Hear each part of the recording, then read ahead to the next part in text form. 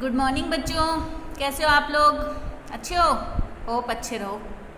हमारा चल रहा है हिस्ट्री का चैप्टर एज ऑफ इंडस्ट्रियलाइजेशन। ठीक है, इसमें हमने पहली वीडियो बना ली है। पहली वीडियो में हमने प्रोटो इंडस्ट्रियलाइजेशन काफ़ी कुछ हम पढ़ चुके हैं पहली वीडियो में।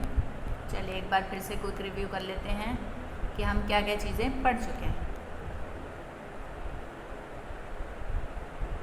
देखो, यहाँ से हमने पढ़ा द एज ऑफ इंडस्ट्रियलाइजेशन पढ़ा, फिर इंडस्ट्रियल रिवॉल्यूशन से पहले क्या कैसा था, फिर प्रोटो इंडस्ट्रियलाइजेशन पढ़ा हमने। प्रोटो इंडस्ट्रियलाइजेशन में क्या क्या होता है, कमिंग ऑफ फैक्ट्रीज हमने पढ़ा। इसके बाद हमने स्टीम इंजन फेजेस पढ़े, इसके first phase, second phase, third phase, fourth phase, फिर स्टीम इंजन, जेम्स वार्ड। तो ये सब चीज़ें हम पढ़ चुके हैं फर्स्ट वीडियो में। ठीक है, फर्स्ट वीडियो, जिसने फर्स्ट वीडियो नहीं देखी बच्चों, फर्स्ट वीडियो भी आप लोग ज़रूर देखो। तो चलो, अब इस वीडियो में हम पढ़ने वाले हैं लाइफ ऑफ द वर्कर्स। जो वर्कर्स थे उनकी लाइफ कैसी थी, उनके सामने क्या क्या प्रॉब्लम्स आ रही थी। The abundance of labour in the market affected the lifes of worker. अब देखो, जैसा कि अभी पीछे मैंने बताया था कि जो इंडस्ट्रियल वर्कर्स थी वो कितनी परसेंट थी, ओनली 20% वर्कर जो थी वो इंडस्ट्रीज़ में काम करती थी, और बाकी की जो वर्कर्स थी वो क्या करती थी, वो घरों से काम करती थी, या छोटे मोटे जो काम थे वो उनके घरों में बनते थे। घरों से वो गुड्स बनाते थे। ज़मीन इनके पास थी नहीं, पैसा इनके पास था नहीं। तो ये वर्कर्स जो थे, जब इन वर्कर्स की मार्केट में बहुत ज़्यादा अबेंडेंस हो गई, मतलब कि ज़्यादा लेबर आ गई, तो इस ज़्यादा लेबर ने इनकी लाइफ को इफ़ेक्ट किया। इनकी लाइफ पे भी इसका इफ़ेक्ट पड़ा। क्या क्या लाइफ पे इफ़ेक्ट पड़ा? As news of possible job travel to the countryside hundreds. अब लोग जो हैं कंट्री साइड में, उनको काम ठीक से मिल नहीं रहा था, तो वो क्या कर रहे थे, उनको लग रहा था कि शायद काम जो है वो हमें टाउन्स में मिले, शहरों में मिले। तो लोग जो है वो शहरों की तरफ भाग रहे थे, टेम्पर टू द सिटीज़। उनको ऐसा लग रहा था कि अब इंडस्ट्रीज़ जो है वो शुरू हो गई हैं, तो लोग जो है वो इंडस्ट्रीज़ में काम करने की वजह से शहरों में भाग रहे थे। The actual possibility of getting a job depends on existing network of the friendship and keen relation। और इनकी जॉब जो है, इनकी जॉब तभी लगती थी जब या तो इनका कोई जान पहचान वाला जॉब में हो, कोई फ्रेंड हो, कोई रिलेटिव हो, कोई रिलेशनशिप में हो, तभी इनकी जॉब लगती थी। जैसे मान लो गाँव से कोई आया, किसी के पास आया, तो उसने बुलाया कि हाँ ये मेरा भाई है, ये मेरा फ्रेंड है, ये मेरा चाचा है, इसको जॉब पे लगा लो। तो रेफरेंस के तौर पे जब कोई जो काम करने वाला आदमी जब किसी का रेफरेंस देता था, तभी इनकी जॉब लगती थी। If you had a relative or a friend in the factory, अगर आपका कोई रिलेटिव या फ्रेंड उस फैक्ट्री में है, you were more likely to get a job quickly, तब जॉब जो है वो बहुत जल्दी मिल जाती थी। But not everyone had social connection, लेकिन सबके तो ऐसे कनेक्शन नहीं होते थे ना। अब कुछ के तो रिश्तेदार होते थे, लेकिन सबके नहीं होते थे। Many job seekers had to wait week, बहुत सारे लोग ऐसे होते थे जिनको कई हफ्तों का इंतज़ार करना पड़ता था। स्पेंडिंग नाइट्स अंडर ब्रिजेस और अ नाइट शेल्टर, बहुत सारे लोग ऐसे होते थे जिनको जब तक जॉब नहीं मिलती थी वो क्या करते थे, वो ब्रिजेस के नीचे, पुलों के नीचे या नाइट शेल्टर में अपनी ज़िंदगी जो है वो काटते थे।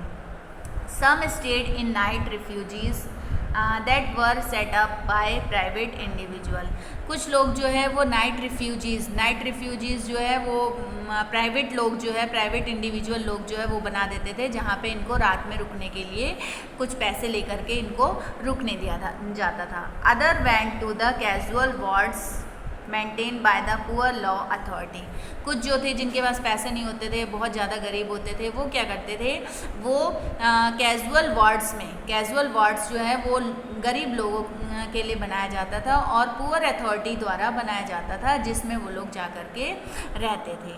तो इस तरीके से इनकी लाइफ जो थी वो बहुत ज़्यादा ख़राब थी वर्कर्स की। ये देखो, विदाउट वर्क, बिना वर्क के देखो, देख रहे हो लोग कहाँ रह रहे हैं। इस फोटो में देखो, आपकी बुक में भी है फोटो, ये देखो लोग जो हैं कहाँ पुलों के नीचे में रह रहे हैं, पुल के ऊपर में, पुल के नीचे में, ये देखो लोग कहाँ कहाँ घूम रहे हैं। तो इस तरीके से लोग, जब इनके पास काम नहीं होता था तो वो इधर उधर घूमते रहते थे या इधर उधर वो टाइम पास करते रहते थे। अब देखो, the fear of unemployment made workers hostile to the introduction of new technology. अब अनएम्प्लॉयमेंट के डर से या अनएम्प्लॉयमेंट की वजह से जो वर्कर्स थे वो हॉस्टाइल हो गए, यानी कि मतलब थोड़ा काम नहीं मिला तो वो लोग जो है वो डर गए। When the spinning jenny was introduce, जब स्पिनिंग जेनी का इंट्रोड्यूस हुई इन द वुलन इंडस्ट्री में, womens who survive on hand spinning began attacking the new machine.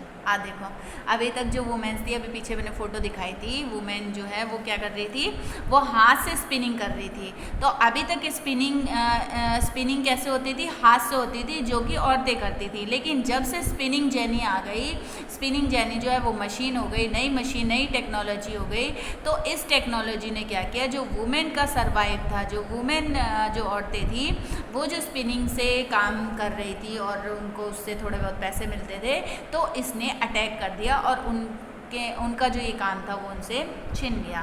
This conflict over the introduction of the spinning continue for a long time, और ये conflict जो है ये बहुत समय तक बना रहा।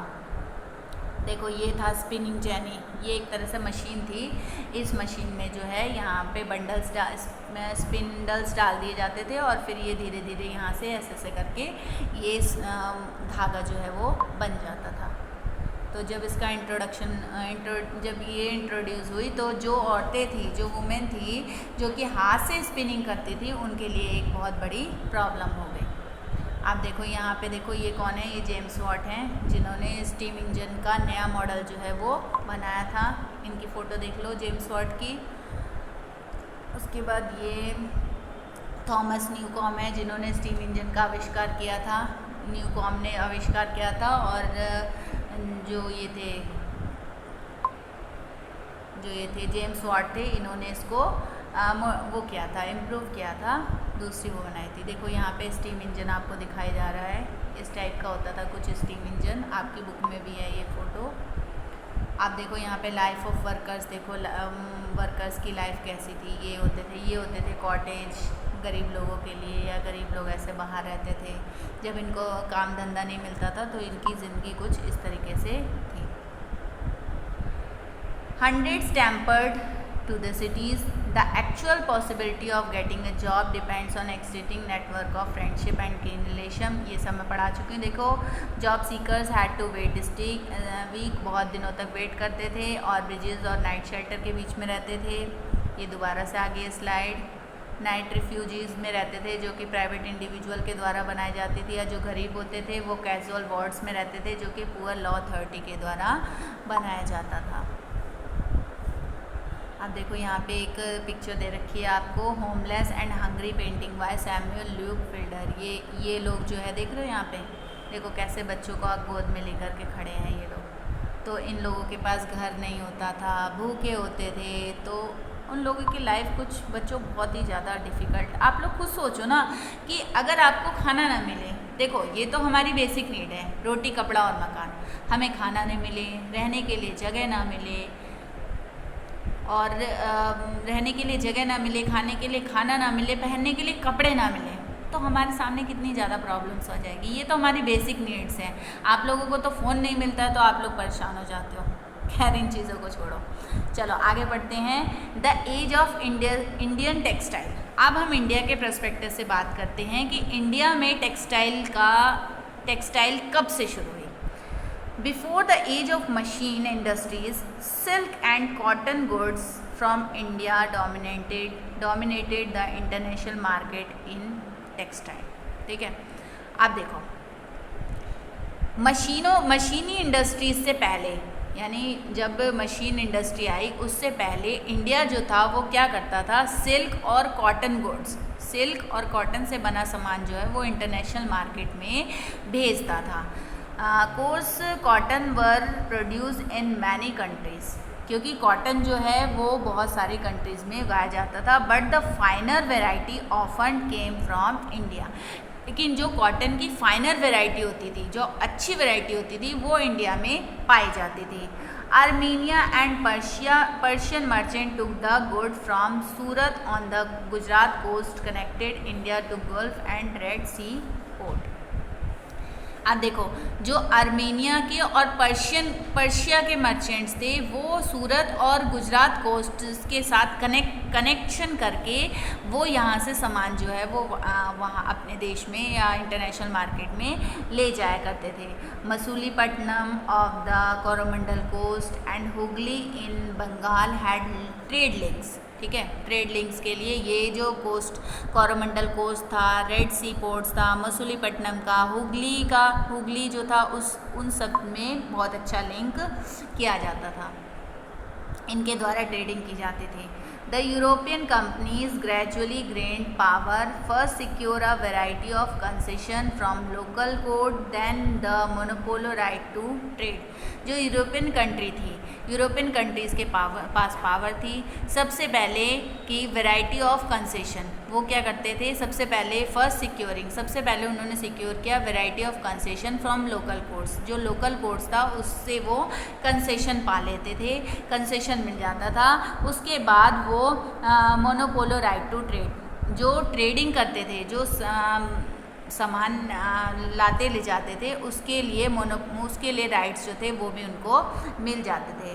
This resulted in a decline of the old port of Surat and Hooghly through which local merchants had operated. इसकी वजह से क्या होता था कि जो यूरोपियन कंपनीज थी वो ज़्यादा से ज़्यादा सामान जो है वो ले जाती थी, और जो लोकल मर्चेंट्स होते थे उनको बहुत ज़्यादा दिक्कत होती थी और वो जो है वो सामान नहीं खरीद पाते थे, क्योंकि यूरोपियन कंपनीज जो है उनके पास पावर आ गई थी और वो जो है उन्होंने कंसेशन भी पा लिया था लोकल कोर्ट से, और जो ट्रेड के मोनोपोलो राइट्स थे वो भी उनके पास आ गए थे, जिसके कारण वो ज़्यादा से ज़्यादा सामान जो है ट्रेडिंग कर लेते थे, और जो लोकल लोग होते थे, लोकल मर्चेंट्स होते थे, उनको दिक्कत होती थी। Export from these ports fail dramatically, the credit that had finance the earlier trade began drying up and the local bankers slowly were bankrupt। अब ये जो एक्सपोर्ट था, इंपोर्ट से जो हो रहा था वो धीरे धीरे क्या हुआ, वो कम होता गया। क्यों कम होता गया? The credit had financed and earlier trade began drying up. जो फाइनेंस था, जो लोगों के पास पैसा था, अब जैसे लोकल लोगों को, लोकल मर्चेंट्स को जब दिक्कत हुई, उनको नहीं मिल रहा था सामान, तो उन्होंने क्या किया, धीरे धीरे बैंक को धीरे धीरे बैंकरप्ट कर दिया, यानी कि बैंक से जो लोन वगैरह लेते थे वो लोन लेना भी बंद कर दिया। इन द लास्ट बैंक से धीरे धीरे बैंक ने and the local bankers slowly went bankrupt. ठीक है, बैंक से जो लोकल्स थे, बैंक से वो लेना, लोन वगैरह लेना उन्होंने बंद कर दिया था। आप देखो यहाँ पे द इंग्लिश फैक्ट्री एट सूरत में फैक्ट्री बनाई थी 70s में, वो उस फैक्ट्री की एक पिक्चर दे रखी है आपकी बुक में। When Surat and Hooghly decade, ठीक है, सूरत और हुगली जो जब डिकेड हो गया, बॉम्बे एंड कैलकाटा ग्रुप, बॉम्बे और कैलकाटा बढ़ने लगा। सूरत और हुगली जो है वहाँ पे जब कमी आ गई तो बॉम्बे और कैलकाटा जो है वो बढ़ने लगा। The new ones was an indicator of the growth of colonial power. अब ये जो चीज़ है ये इंडिकेट करता था, जैसे कि सूरत और हुगली डिक्लाइन हो गया, ख़त्म होता जा रहा था या कम होता जा रहा था, तो और बॉम्बे और कैलकाटा बढ़ता जा रहा था, तो ये कहीं ना कहीं इंडिकेट करता था ग्रोथ ऑफ कॉलोनियल पावर को, इंडिकेट करता था कि हमारे देश में कॉलोनियल पावर थी उस टाइम पे, और उसकी ग्रोथ को ये इंडिकेट करता था।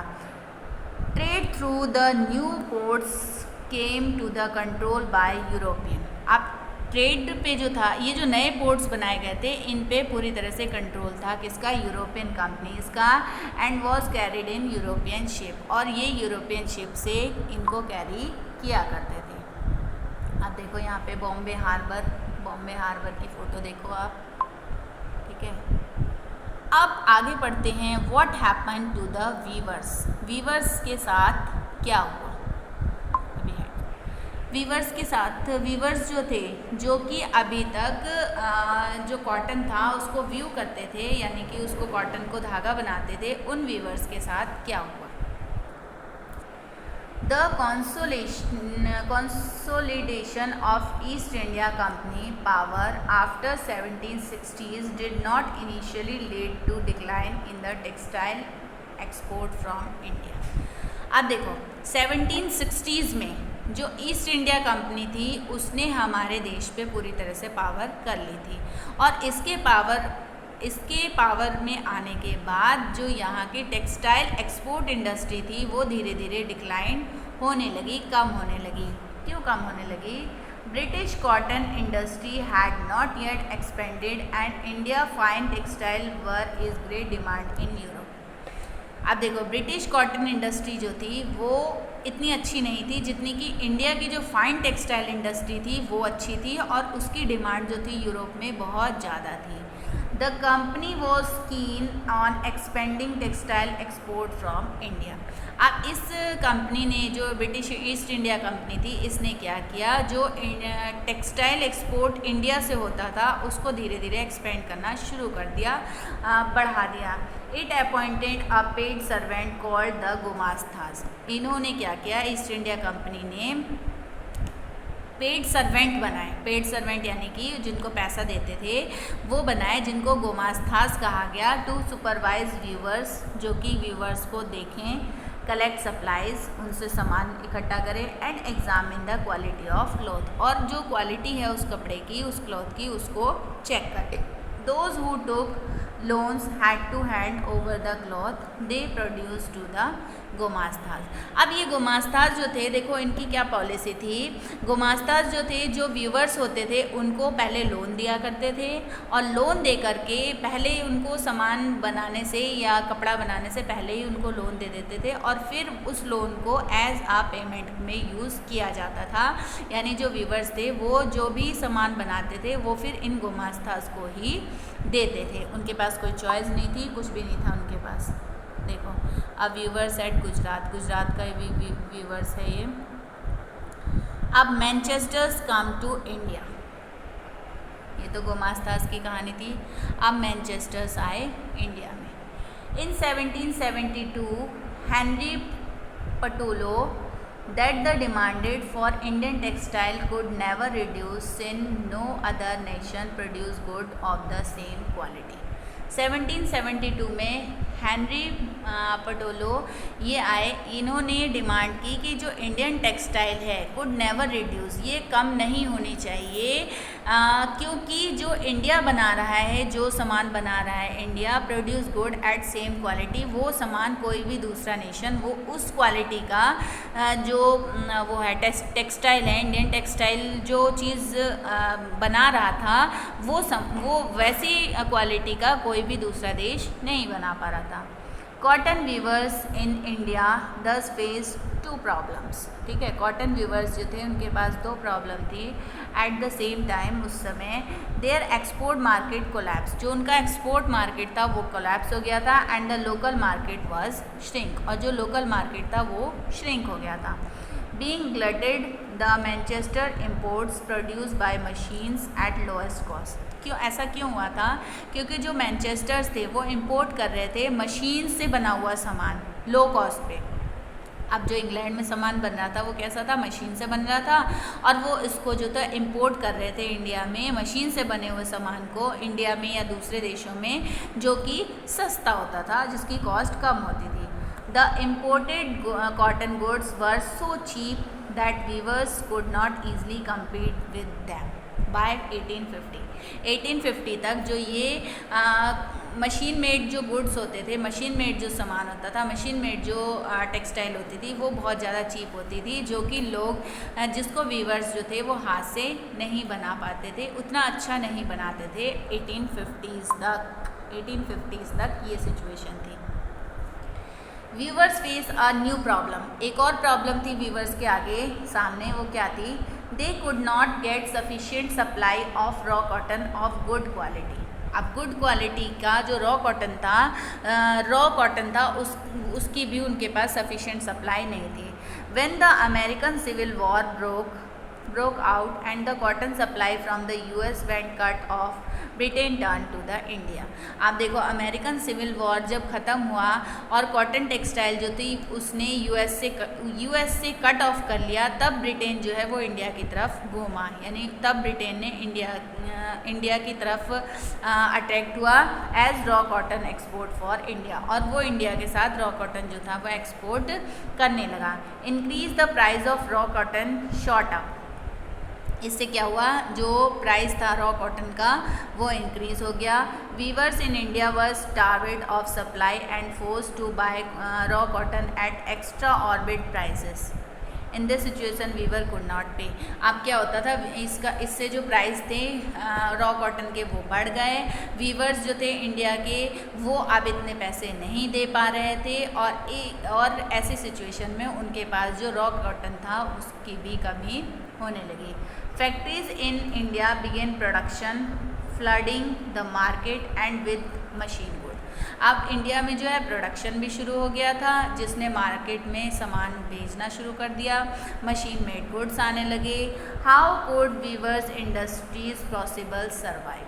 अब ऐसी सिचुएशन में देखो उनके पास रॉ कॉटन भी नहीं था, उनके पास सामान भी नहीं था, मशीन मेड्स गुड्स आने लगे, जैसा वो बहुत ज़्यादा चीप होते थे, सस्ते होते थे, अच्छे होते थे, फ़ाइन होते थे, उनकी क्वालिटी अच्छी होती थी।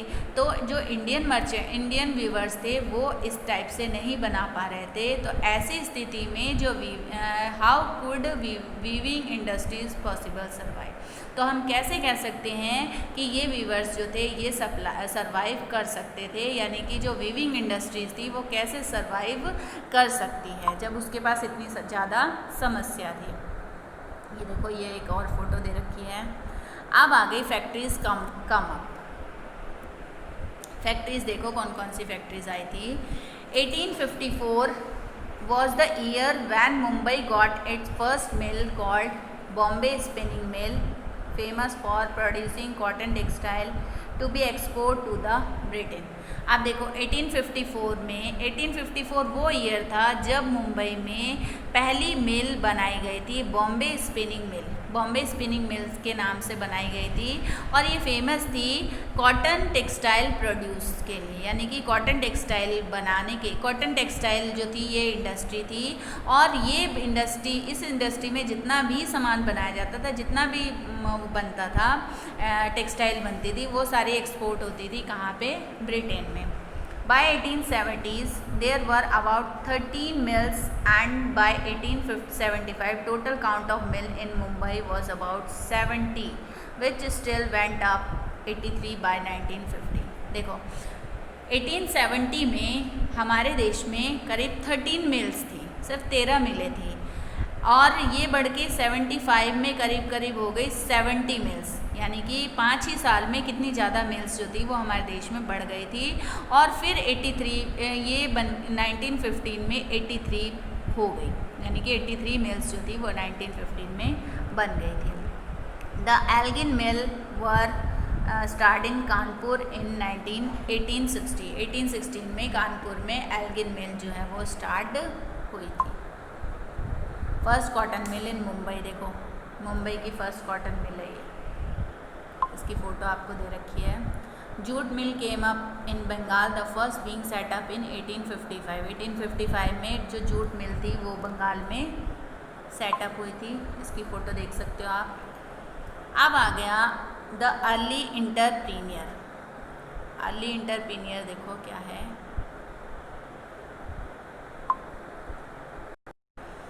तो बच्चों इस तरीके से ये सेकंड पार्ट ख़त्म होता है। सेकंड पार्ट में हमने काफ़ी कुछ पढ़ा है। देखो एक बार रिव्यू कर लेते हैं इसका भी, कहाँ से हमने पढ़ा था। हमने इसमें पढ़ा था यहाँ पे लाइफ ऑफ वर्कर्स से। लाइफ ऑफ वर्कर्स हमने पढ़ा कि वर्कर्स की लाइफ कितनी ज़्यादा प्रॉब्लम में थी। इसके बाद हमने पढ़ा the age of Indian textile. Indian textile का एज क्या था, कैसे कैसे यहाँ पे शुरू हुआ। What happen to weavers, weavers का क्या क्या हुआ, वीवर्स के साथ कितनी ज़्यादा प्रॉब्लम्स हुई। फिर मैनचेस्टर जब इंडिया आए थे तो उनका क्या काम था, उन्होंने क्या क्या किया। फैक्ट्रीज़ कम फ्रॉम इंडिया में फैक्ट्री जो है वो कब कैसे कैसे लगी थी। फर्स्ट कॉटन मिल, ठीक है, अब नेक्स्ट टॉपिक जो है वो हम पढ़ेंगे नेक्स्ट वीडियो में। आई होप आपको समझ में आई होगी। आप लोग एक बार बुक में से ज़रूर रीडिंग लगाइए, तभी आपको ज़्यादा अच्छे से क्लियर होगा। जो भी मैंने आपको समझाया एक बार इन्हीं टॉपिक को आप बुक में से भी पढ़ेंगे। थैंक यू बच्चों।